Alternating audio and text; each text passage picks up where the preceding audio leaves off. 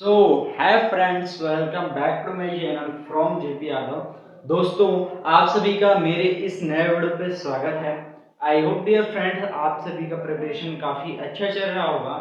दोस्तों, आप सभी को आज के इस वीडियो पे मैं जो विज्ञान का एक महत्वपूर्ण टॉपिक है विटामिन्स का और खनिज लवण का, कहने का मतलब आपका जो भोज्य पदार्थों से रिलेटेड है, विटामिन्स है, और इसके अलावा कौन कौन से फलों में कौन कौन सी चीज़ें पाई जाती हैं, कौन से विटामिन्स पाए जाते हैं, ये सारी इंफॉर्मेशन लेंगे। इसके अलावा कौन से विटामिन्स की कमी से क्या रोग होता है, एंड अगर रोग हो गया है तो उसको हम किस भोज्य पदार्थ या कौन सा फल या कौन सा फूल या जो भी है उसको खा करके उस विटामिन्स की कमी को कैसे दुरुस्त कर सकते हैं।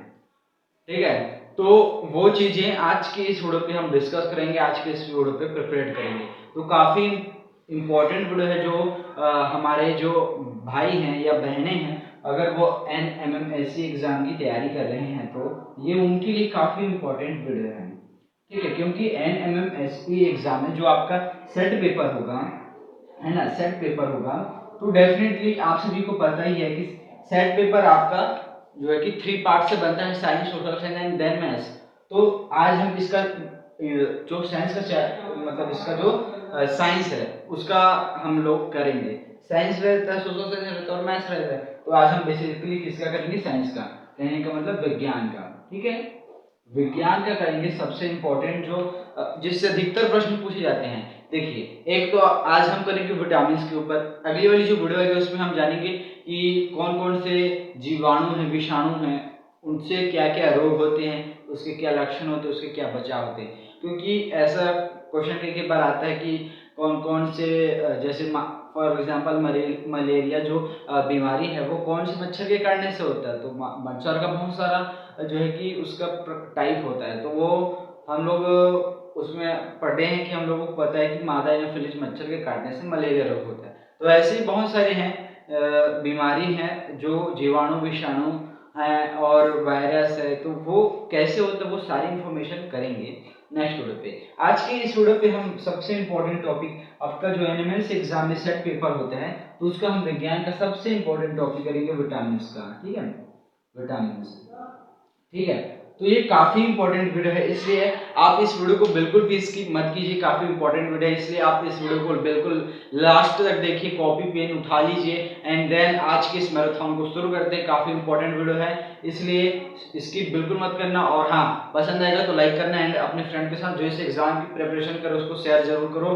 काफी इंपॉर्टेंट वीडियो है, तो वो ये जो इन्फॉर्मेशन यहाँ पे जो मिलेगी वो आपको भी मिलेगा और अपने जो फ्रेंड्स हैं उसको भी मिल सके, इसके आप शेयर कर सकते हो, अपने फ्रेंड्स का भला कर सकते हो यार, डेफिनेटली।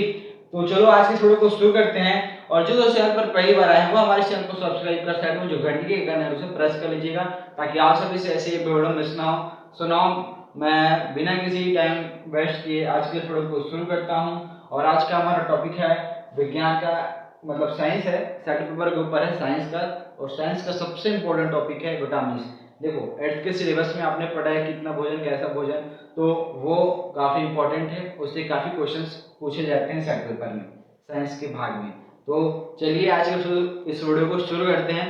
और बिल्कुल भी स्किप मत करना, कॉपी पेन पेपर पेन उठा लो और स्क्रीन पे अपना ध्यान गड़ा लो और देखते रहो और नोट्स बनाते रहो, काफी काम आएगा। तो चलो आज की इस वीडियो को शुरू करते हैं बिना किसी देरी के। चैनल पर पहली बार आया तो एक बार फिर से बोल रहा हूँ, लाइक शेयर सब्सक्राइब कर देना, क्योंकि आप सभी के लिए मेहनत कर रहा हूँ भाई। तो मेहनत तो मैं भी कर रहा हूँ, आप भी कर रहे हो। तो मैं जो मेहनत कर रहा हूँ उसके आप पे मैं डिपेंड हूँ, मतलब आप लाइक शेयर सब्सक्राइब करके मुझे सपोर्ट मिलेगा, मैं आप सभी के लिए और बेहतर से बेहतर चीज़ें करूँगा। सुना, आज के वीडियो को स्टार्ट करते हैं बिना किसी टाइम वेस्ट किए। सो चलिए शुरू करते हैं आज के वीडियो को। ठीक है, तो चलिए सबसे पहले आप जो इसका कहना चाहिए कि एक बेस जो नॉलेज है वो नॉलेज सबसे पहले मैं आप सबको देता हूँ, उसके बाद हम स्टार्ट करेंगे। देखो, सबसे पहले विटामिन के अंदर आपको पता होना चाहिए संतुलित आहार। ठीक है, संतुलित आहार, संतुलित आहार क्या होता है यार, तो ये पता होना चाहिए। देखो, एक फिट आदमी है, एक स्वस्थ आदमी है, वो स्वस्थ तभी रहेगा जब उसका जो भोजन है वो संतुलित रहेगा। तो संतुलित भोजन का डेफिनेशन क्या होता है? संतुलित भोजन का डेफिनेशन ये होता है जिस आहार, आहार बोलिए भोजन एक ही होता है, जिस आहार में कार्बोहाइड्रेट का नाम आपने सुना है? जी हाँ सुना है। कार्बोहाइड्रेट है, वसा, प्रोटीन और विटामिन। ठीक है, विटामिन। जिस आहार या जो भोजन है उसमें जो चार सबसे इंपॉर्टेंट चीज है अपने हेल्थ, अपने शरीर के लिए, वो है कार्बोहाइड्रेट, वसा, प्रोटीन और विटामिन। इसके अलावा विटामिन को खनिज लवण भी बोलते हैं, तो वो हमारे शरीर के लिए काफी आवश्यक है। विटामिन एवं खनिज लवण, खनिज लवण को वह संतुलित आहार कहलाता है। ठीक है, संतुलित आहार का डेफिनेशन यही होता है। ठीक है, तो आपको सबसे पहले यही जानना है कि संतुलित आहार इसका बेस है। संतुलित आहार में आप पढ़ेंगे कि ऐसा आहार है जिसमें कार्बोहाइड्रेट रहेगा, वसा रहेगा, प्रोटीन रहेगा और खनिज लवण एवं विटामिन रहेंगे, तो वो होता है संतुलित आहार। अब एक स्वस्थ मनुष्य है, वो किसी भी प्रकार का उसका रोग नहीं है और हो ही नहीं सकता अगर वो संतुलित आहार करे। कहने का मतलब एक बैलेंस, मतलब जो प्रोटीन है, वसा है, कार्बोहाइड्रेट है, ये सब उसके शरीर में अगर सही मात्रा में, उचित मात्रा में है, तो वो संतुलित आहार अगर ग्रहण करता है तो उसको किसी भी प्रकार का कोई रोग नहीं होगा, वो एकदम फिट रहेगा ना यार। तो अगर हम अपने शरीर को स्वस्थ रखना चाहते हैं तो उसके लिए अपन को संतुलित आहार करना चाहिए। तो संतुलित आहार वह होता है जिसमें कार्बोहाइड्रेट, वसा, प्रोटीन और विटामिन एंड खनिज लवण होते हैं।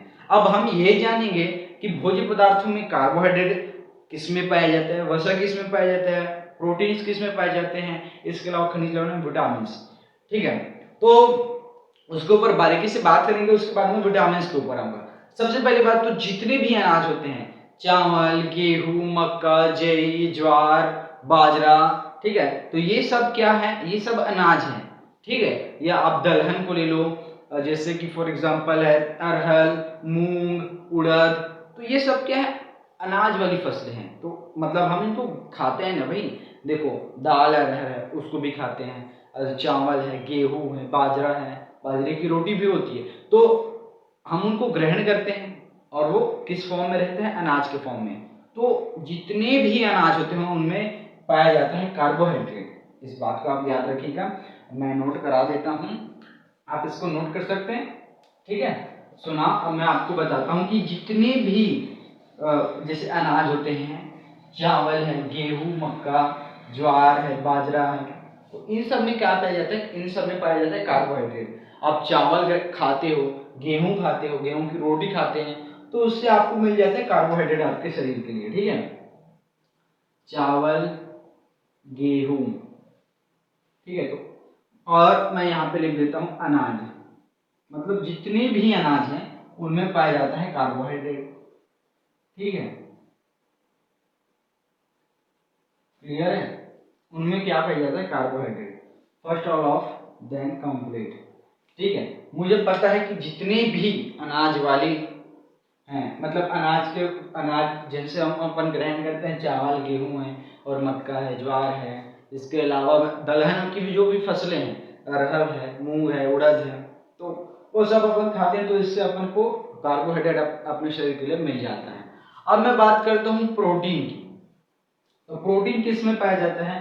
आप कुछ लोग खाते होंगे, कुछ लोग नहीं खाते होंगे। देख लो, मांस है, अंडा है और दूध। दूध में काफी प्रोटीन पाया जाता है। ठीक है, दूध में काफी प्रोटीन पाया जाता है। देखो, कई लोग होते हैं मांस खाते हैं, अंडा खाते हैं, है ना, और इसके अलावा आप मतलब सुना होगा या खाते भी होंगे आप लोग, जैसे काजू, किशमिश है, या और भी मार्केट में बहुत सारी चीजें आती है जिनसे प्रोटीन मिलता है, बट सबसे अधिक प्रोटीन का जो स्रोत है वो मांस, अंडा और दूध, ये तीन चीजें हैं जिनसे आपको काफी अच्छा मात्रा में प्रोटीन मिलता है। तो प्रोटीन अगर अपन को चाहिए तो आप दूध ग्रहण कर सकते हो, अगर आप मांस का सेवन नहीं करते तो दूध, अंडा, मांस है, तो इनमें काफी हद तक प्रोटीन पाया जाता है। तो प्रोटीन का स्रोत, मुख्य स्रोत होता है मांस, अंडा और दूध। और कार्बोहाइड्रेट का जो स्रोत होता है, जितने भी अनाज हैं, दलहन वाली फसलें हैं, वो सब क्या है, उनसे आपको कार्बोहाइड्रेट मिल जाता है। ठीक है, प्रोटीन का भी हो गया, मांस है, अंडा है, दूध है, उनसे आपको प्रोटीन मिल जाता है। अब हम बात करते हैं वसा की। तो जितने भी तरल पदार्थ हैं, फॉर एग्जाम्पल तेल है। अब देखो, तेल के भी कई प्रकार होते हैं। सरसों का तेल एक होता है, मूंगफली का तेल, ठीक है। तो नॉर्मल हम सब्जी भूनने के लिए जिसका यूज करते हैं वो है। और सरसों का तेल है, उसका भी मतलब खाने के लिए भी करते हैं, और जैसे चटनी वगैरह है तो उसमें सरसों का तेल यूज किया जाता है। तो तेल है, ठीक है, घी है, मक्खन है, ठीक है, घी है, मक्खन है। तो इन सब में क्या पाया जाता है, वसा पाया जाता है, चर्बी जिसको बोला जाता है। ठीक है, तो देखो तरल पदार्थ में आपका तेल आ गया, घी आ गया, मक्खन आ गया, ठीक है।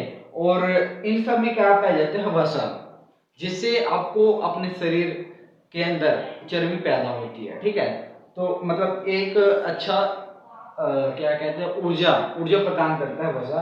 तो वसा का जो स्रोत है वो तेल है, घी है, मक्खन है। तो ये वसा के, ठीक है, तो ये है वसा का मुख्य स्रोत। वसा का मुख्य स्रोत जितने भी तरल पदार्थ हैं, तेल के फॉर्म में रहते हैं, जैसे तेल, घी और मक्खन। तो ये इनसे आपको क्या प्राप्त होता है, वसा। अब मैं बात करता हूँ जितने भी फल और सब्जियां हैं, हरी सब्जियां खासकर, ठीक है। तो इसके कुछ एग्जाम्पल्स भी लिख लेते हैं, है ना। अनार, संतरा, ठीक है, गाजर, मूली। तो ये जितने भी फल होते हैं या हरी सब्जियां होती हैं, तो उनमें मुख्य रूप से पाया जाता है विटामिन्स, विटामिन्स और खनिज लवण। तो ये हमको फल और जो हरी सब्जियां उनसे प्राप्त हो जाता है। ठीक है, तो ये चारों जो चीजें हैं, कार्बोहाइड्रेट हमको जितने भी अनाज वाली फसलें हैं, चावल, गेहूं, मक्का और अरहर है, दाल है, तो इन सब से, दलहन वाली फसलों से हमको कार्बोहाइड्रेट मिल जाते हैं। यानी कि कार्बोहाइड्रेट का जो मुख्य स्रोत है, चावल, गेहूं एंड अरहर, मतलब दलहन फसलें, वो है। प्रोटीन का जो मुख्य स्रोत है, दूध, मांस और अंडा, ठीक है। वसा का मुख्य स्रोत होता है तेल, घी और मक्खन। एंड विटामिन और खनिज और जितनी भी फल और हरी पत्तेदार सब्जियां हैं, तो उनसे हमको विटामिन और खनिज मिलते हैं। फॉर एग्जाम्पल अनार, संतरा, गाजर, मूली, ठीक है। तो इस तरीके से ये चारों चीजें जो संतुलित आहार के लिए इंपॉर्टेंट है, और वो हमारे शरीर के लिए भी इंपॉर्टेंट है।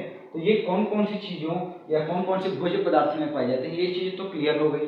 अब हम जानेंगे विटामिन के ऊपर घुसेंगे, कौन कौन से विटामिन हैं और उन विटामिन का स्रोत क्या है। इसके अलावा उस विटामिन की कमी से क्या रोग होते हैं, उस रोग को कैसे दूर कर सकते हैं। सुना, चलिए अब हम विटामिन के ऊपर चलते हैं, जो आज का हमारा मेन टॉपिक है वो। ठीक है, तो ये तो क्लियर हो जाएगा, ये काफी बेस चीजें हैं। और कभी कभी ये भी पूछा जा सकता है कि हो सकता है कार्बोहाइड्रेट का मुख्य स्रोत प्रोटीन का, वसा का और विटामिन का। तो बता दिया कि कार्बोहाइड्रेट का चावल, गेहूं, अरहर, दाल और उड़द है। प्रोटीन का मांस, दूध और अंडा है। वसा का तेल, घी और मक्खन है। और विटामिन और खनिज लवण का फल एवं हरी सब्जियां। इनसे हमको मुख्य रूप से विटामिन और खनिज लवण प्राप्त हो जाता है। ठीक है, चलिए अब हम आते हैं विटामिन के ऊपर, जो कि काफी इंपॉर्टेंट है और इससे प्रत्येक वर्ष क्वेश्चन पूछे ही जाते हैं। ठीक है, तो उसको हम क्लियर कर लेंगे तो हम वहां पे फंसेंगे नहीं, हम क्वेश्चन को सॉल्व कर लेंगे अगर विटामिन के क्वेश्चन आएंगे तो। ठीक है, तो चलिए सबसे पहले मैं आपको बता दूं, विटामिन होंगे आपके अभी इस 8th के सिलेबस में 4 प्रकार के होंगे। विटामिन ए, ठीक है, विटामिन ए, फिर रहेगा आपका विटामिन बी, विटामिन बी, उसके बाद रहेगा विटामिन सी, अब जगह नहीं है यहाँ पे, विटामिन सी, एंड एक होता है विटामिन डी। तो सभी विटामिन के ऊपर एक एक चर्चा करेंगे। ये विटामिन ए का स्रोत क्या क्या है, इसके मतलब ये कौन कौन से भोज्य पदार्थों में पाया जाता है, इसकी कमी से क्या रोग होता है, वो भी इम्पोर्टेंट है, वो पूछा ही जाता है। ठीक है, तो चलिए उसको हम आपको क्लियरली समझाते हैं, तो वो आपको और अच्छे से समझ आएगा। क्योंकि विटामिन के क्वेश्चन ही अक्सर इस एग्जाम में पूछे जाते हैं। तो सभी विटामिन ए, बी, सी और डी, इन चारों चीज़ों को क्लियर करेंगे। कौन कौन के कमी से क्या क्या रोग होता है और उसको कैसे दूर करना है, तो वो और मुख्य स्रोत क्या क्या है, ठीक है। तो वो क्लियर कर लेते हैं, फिर उसके बाद हम अगले वीडियो में हमको नेक्स्ट चीज़ें बताएंगे। हम इस वीडियो पे आपको विटामिन को पूरा क्लियर ही कर देंगे। आज इसका जो कॉन्सेप्ट है वो क्लियर हो ही जाएगा आज की इस क्लास में, ठीक है।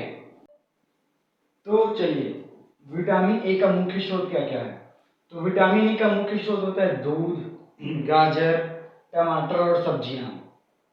देखो, सब्जियां कहने का मतलब जैसे हरी सब्जियां हैं, हरी सब्जियों के नाम जैसे आप फूल गोभी खाते हैं, पत्ता गोभी है, तो ये सब्जियों में आपका जो विटामिन है वो पाया जाता है।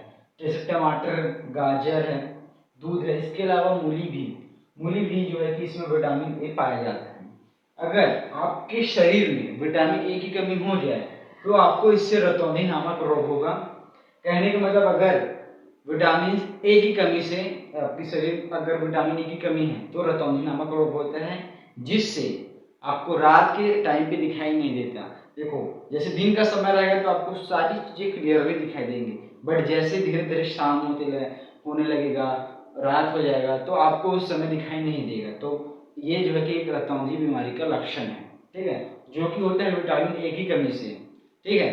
तो विटामिन ए का जो मुख्य स्रोत है दूध, गाजर, टमाटर और सब्जियां, तो अगर आप इनका सेवन करते हैं तो आपके शरीर में विटामिन ए की जो कमी है वो पूरी होती है और आप रतौंधी जो रोग है उससे बच सकते हैं, है ना, काफी हद तक बच सकते हैं। क्योंकि इनके जो मुख्य स्रोत हैं, अगर आप इनका सेवन करेंगे तो आपके शरीर में विटामिन ए की जो कमी है वो पूरी हो जाएगी, जिससे आप इस रोग से बच सकते हैं, ठीक है। पहला चीज क्लियर हो कि विटामिन ए का जो मुख्य स्रोत है वो है दूध और टमाटर है, गाजर है और सब्जियां हैं, ये मुख्य स्रोत हैं। और अगर आपके शरीर में विटामिन ए की कमी हो जाएगी तो उससे आपको कौन सा रोग होगा, रतौंधी, जिससे रात के समय में दिखाई नहीं देता है, ठीक है। आपका जो आंख है वो कमजोर हो जाएगा, आपको रात के समय दिखाई नहीं देगा। जैसे दिन का समय रहेगा तो क्लियरली दिखाई देगा, बट जैसे धीरे धीरे शाम होने लगेगा या रात हो जाएगा, तो जैसे जैसे धीरे धीरे रात होने लगेगा आपको दिखाई नहीं देगा। तो ये रतौंधी बीमारी का एक लक्षण है जो कि विटामिन ए की कमी से होता है। अगर आपको हो गया है तो विटामिन ए के जो स्रोत है दूध है, गाजर और टमाटर, सब्जियां, तो इनका सेवन करने से विटामिन ए की कमी पूरी हो जाएगी और आप रतौंधी रोग से बच सकते हैं। सो नाउ फर्स्ट जो विटामिन ए का है उसका क्लियर होता है, कमी से होने वाला रोग रतौंधी, जिससे रात को दिखाई नहीं देता। मुख्य स्रोत दूध, गाजर, टमाटर और सब्जियां। सो नाउ विटामिन बी पे आते हैं। विटामिन बी का मुख्य स्रोत होता है अनाज, मांस, दूध, अंडा और दही। दही भी है, दूध है, दही, मांस, अनाज और अंडा, इससे आपको विटामिन बी प्राप्त होता है।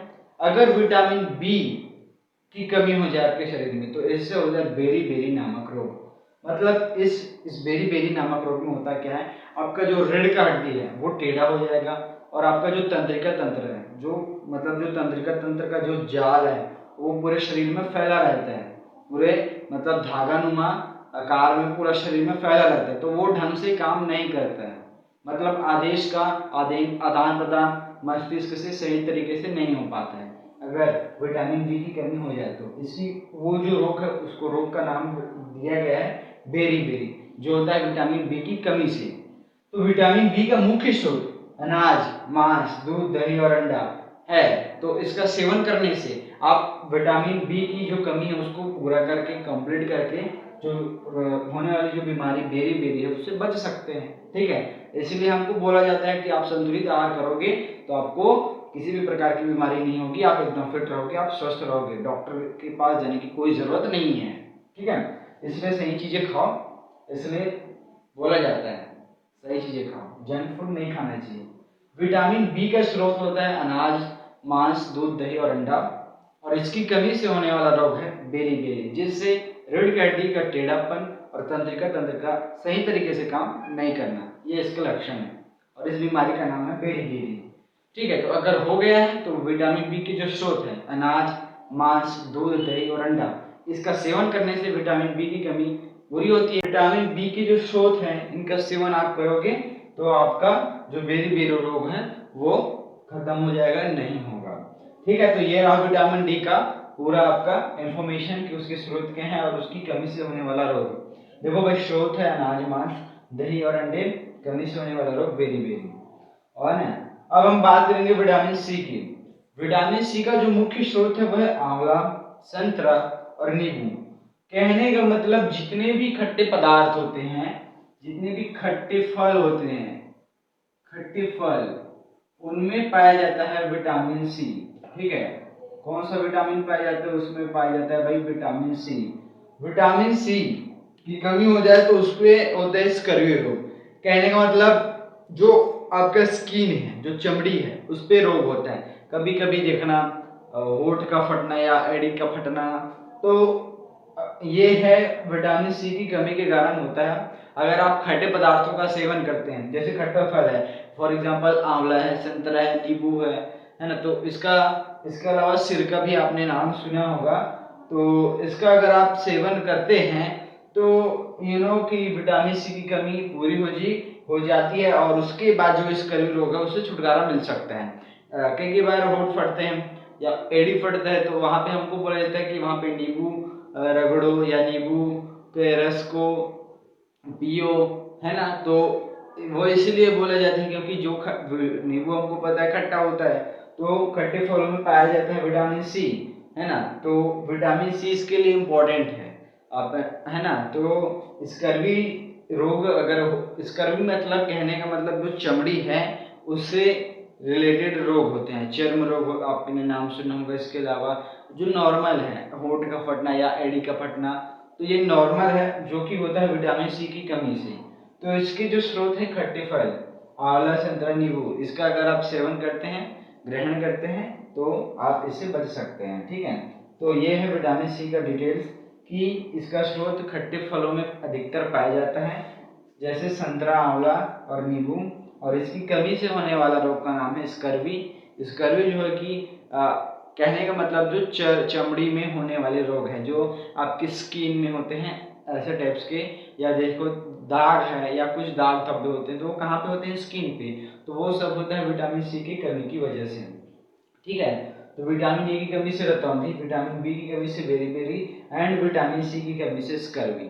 ठीक है, अब मैं बात करूंगा विटामिन सी की सारे डिटेल्स। उसके बाद आज का ये जो हमारा इम्पोर्टेंट क्लास है विटामिन का, वो जो है कि हमारा क्लास एंड होगा। एंड नेक्स्ट वीडियो में हम इससे और जो अपना एक और अच्छा टॉपिक है रोगों के बारे में, तो वो करेंगे हम नेक्स्ट क्लास में।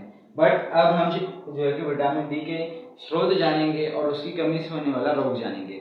मुख्यतः 4 विटामिन पढ़ेंगे, और भी विटामिन के प्रकार हैं, तो वो अपने सिलेबस में नहीं है। जो इस एग्जाम की दृष्टि से महत्वपूर्ण विटामिन है, हम उसके ऊपर डील करेंगे। ठीक है, तो चलिए मैं विटामिन डी का जो भी मुख्य स्रोत और उसकी कमी से होने वाला रोग है वो सारी चीज़ें एक्सप्लेन कर देते हैं, फिर उसके बाद हम नेक्स्ट क्लास में आपसे मिलेंगे। ठीक है, तो चलिए मैं बिना किसी देरी के विटामिन डी के सारे डिटेल्स आप सभी के साथ शेयर करते हैं। ठीक है, तो चलिए विटामिन डी, देखो विटामिन डी का सबसे इम्पोर्टेंट काम है हमारे शरीर में कैल्शियम को बनाए रखना। देखो हमारे शरीर में क्या होता है, हड्डियाँ होती हैं, आता है कि नहीं होता है, और हड्डी किससे बना होता है? मुख्यतः कैल्शियम से। ठीक है, तो कैल्शियम हमको किन किन भोज्य पदार्थों से मिलता है? कैल्शियम हमको दूध, दही, मक्खन, छाछ, है ना। आपको दूध से, दही से, मक्खन से, छाछ से जो कैल्शियम मिलेगा वो काफ़ी आपके हड्डी के लिए महत्वपूर्ण होता है। और जो प्रातः का सुबह का समय होता है, उसी समय जो सूर्य की किरणें हैं, जो धूप है, उस धूप में खड़ा होना चाहिए। हमको डायरेक्टली सूर्य की किरणों से, सूर्य की जो धूप है, सुबह के समय का जो धूप होता है, अगर हम उस धूप को ग्रहण करते हैं या धूप में खड़े होते हैं, तो हमको ऑटोमेटिक विटामिन डी प्राप्त होता है। तो सूर्य की जो किरणें हैं उनसे हमको कौन सा विटामिन प्राप्त होता है? तो इसका आंसर है विटामिन डी। विटामिन डी हमको प्राप्त होता है सूर्य की किरणों से। ठीक है, अगर विटामिन डी की कमी हो जाए हमारे शरीर में, तो इससे होता है रिकेट्स रोग। इसका मतलब होता है कि आपका जो हड्डी है वो टेढ़ा मेढ़ा हो जाता है, हड्डी जो है कि टेढ़ा मेढ़ा हो जाता है। ठीक है, इसीलिए ये बोला जाता है। और सबसे इसका जो मुख्य स्रोत है वो है दूध, दही, मक्खन और छाछ, है ना। तो ये अगर आप इनका सेवन करेंगे तो आपका जो हड्डी है वो मजबूत रहेगा। कहने का मतलब इससे आपको कैल्शियम मिलेगा, तो कैल्शियम मिलेगा तो हड्डी आपका मजबूत रहेगा। तो विटामिन डी का मुख्यतः काम हमारे शरीर में होता है हड्डी को मजबूत बनाए रखना, ठीक है, इसको मजबूत बनाए रखना, ठीक है। तो हड्डी कैसे बना होता है पता है ना, कैल्शियम से बना होता है। तो कैल्शियम भी हमारे शरीर के लिए काफ़ी इम्पोर्टेंट है, क्योंकि भाई शरीर की जो हड्डी है वो मजबूत रहेंगी तभी तो हम एक स्वस्थ मनुष्य के रूप में वर्क कर पाएंगे। तो कैल्शियम हमारे शरीर के लिए काफ़ी इम्पोर्टेंट है, जो कि हड्डियों के लिए और भी महत्वपूर्ण है। इसका काम करता है विटामिन डी। तो विटामिन डी का जो मुख्य स्रोत है, जिसका अगर हम ग्रहण करें दूध, दही, मक्खन, छाछ, है ना, तो इनका ग्रहण करेंगे, इनका हम भोजन करेंगे, ये है भौतिक पदार्थ को हम अगर हम लेंगे तो हमको जो कैल्शियम है वो मिलेगा, विटामिन डी मिलेगा, ठीक है। तो ये है इनके मुख्य स्रोत। इसके अलावा आप डायरेक्टली प्राकृतिक स्रोत, जो सूर्य की किरणें हैं, जो धूप है, जो सुबह का समय होता है, उस समय में आप अगर धूप में खड़े होते हैं तो आपका जो स्किन है वहां से डायरेक्टली आपको विटामिन डी प्राप्त होता है। सूर्य की किरणों से आपको डायरेक्टली विटामिन डी प्राप्त होता है, जो हमारी हड्डी के लिए काफ़ी जो है कि फायदेमंद होता है। अगर विटामिन डी की कमी हो जाए तो इससे रिकेट्स रोग होता है। कौन सा रोग होता है? रिकेट्स। तो ये रिकेट्स का मतलब होता है जो हड्डी है उसका टेढ़ा मेढ़ा हो जाना, ठीक है। कई बार देखा होगा कि किसी को पोलियो हो जाता है या किसी को हाथ हाथ पैर लूज होता है, तो वही है कि हड्डी का टेढ़ा मेढ़ा रिकेट्स रोग हो जाता है। तो अब उसको तो कुछ नहीं कर सकते, पोलियो एक अलग चीज है, बट हड्डी का जो है कि टेढ़ा मेढ़ा हो जाना यही जो है कि रिकेट्स रोग कहलाता है ना। और विटामिन डी के जो स्रोत है दूध, दही, मक्खन, छाछ बता दिया। और मुख्य स्रोत तो हमको प्राकृतिक रूप से प्राप्त होता है, जो कि सूर्य की किरणों से, ठीक है। और विटामिन डी का कार्य होता है हमारे शरीर में जितना भी हड्डी है उसको मजबूती बनाए रखना। भाई वहां से हड्डी जो है कि कैल्शियम से बना होता है, तो वो जो है कि हड्डियां कैल्शियम से बनेंगी, तो हम अगर कैल्शियम जिस भोज्य पदार्थों से मिलेगा अगर हम उनका सेवन करेंगे तो हमारी हड्डियां काफ़ी मजबूत रहेंगी। तो हम इनका सेवन करने से हमको काफ़ी अच्छा कैल्शियम मिलेगा, विटामिन डी मिलेगा, तो हमारी हड्डियां काफ़ी मजबूत रहेंगी, ठीक है। सुना, ये रहा विटामिन डी का सारे डिटेल्स, है ना। अब इसके अलावा और विटामिन होता है विटामिन ई और विटामिन के, ठीक है। तो इसका भी डिटेल्स अगर चाहिए तो कमेंट बॉक्स में बताइएगा, हम वीडियो ला देंगे। आज के इस वीडियो में हमने आपको विटामिन ए, बी, सी और डी के बारे में बताया, है ना। इसके मुख्य स्रोत, इससे कमी से होने वाले रोग, विटामिन ए की कमी से बेरी बेरी ऐसे, विटामिन बी की कमी से बेरी बेरी, विटामिन सी की कमी से स्कर्वी और विटामिन डी की कमी से रिकेट्स। देखो विटामिन ए की कमी से रतौंधी रोग होगा तो रात में दिखाई नहीं देगा। विटामिन बी की कमी से बेरी बेरी रोग होगा तो तंत्रिका तंत्र सही से काम नहीं करेगा। विटामिन सी की कमी से होगा स्कर्वी रोग। स्कर्वी रोग होता है चर्म रोग, चमड़ी वाली। और विटामिन डी की कमी से होता है रिकेट्स, जहाँ पे हड्डी का टेढ़ा मेढ़ा होता है। तो ये है विटामिन की कमी से होने वाले रोग। अब इनके मुख्य स्रोत को भी मैंने बता दिया है। और विटामिन डी आपको मुख्यतः धूप से प्राप्त होता है। तो कई बार ये क्वेश्चन पूछा जाता है कि हमको सूर्य की किरणों से या सूर्य की धूप से कौन सा विटामिन प्राप्त होता है, तो इसका आंसर है विटामिन डी। सो गाइज, इस तरीके से आज का जो वीडियो है विटामिन का, वो सारा जो है कि डिटेल्स हम आपको देना था विटामिन ए, बी, सी और डी को। तो सब चीज़ें आप सभी के साथ मैंने शेयर कर दी। और आज की यह वीडियो जो है कि यहीं पे हम करेंगे, क्योंकि सारी इन्फॉर्मेशन मैंने आपके साथ शेयर कर दिया। और आज का जो क्लास का हमारा जो टॉपिक था वो भी कंप्लीट हो गया। सो नाउ वीडियो करते हैं एंड आप सभी को वीडियो कैसा लगा ये कमेंट बॉक्स में जरूर बताइए। अगर वीडियो पसंद आया हो तो प्लीज़ एक लाइक, एंड चैनल पर पहली बार हो तो सब्सक्राइब, एंड साइड में जो घंटी के आइकन है उसे प्रेस कर लीजिएगा, ताकि आप सभी से ऐसे वीडियो मिस ना हो। सुना, अगर आप भी एनएमएस एस्पिरेंट बनना चाहते हैं या एनएमएस एग्जाम क्रॉस करना चाहते हैं तो आप सभी के लिए ये मेरा चैनल है, इसमें सब्सक्राइब कर लो और धमाकेदार तरीके से जो मैराथन चल रहा है उस पर भाग लो और तैयारी करो और एग्जाम क्रॉस करो। सुना, वीडियो को अंत तक देखने के लिए thanks, and like share subscribe कीजिए। मिलते हैं गाइस अगले वीडियो में ऐसी इन्फॉर्मेशन वीडियो के साथ। सुना, थैंक्स वीडियो को अंत तक देखने के लिए, and take care, best of luck, अच्छे से पढ़ाई कीजिए, ठीक है। Good night, okay bye.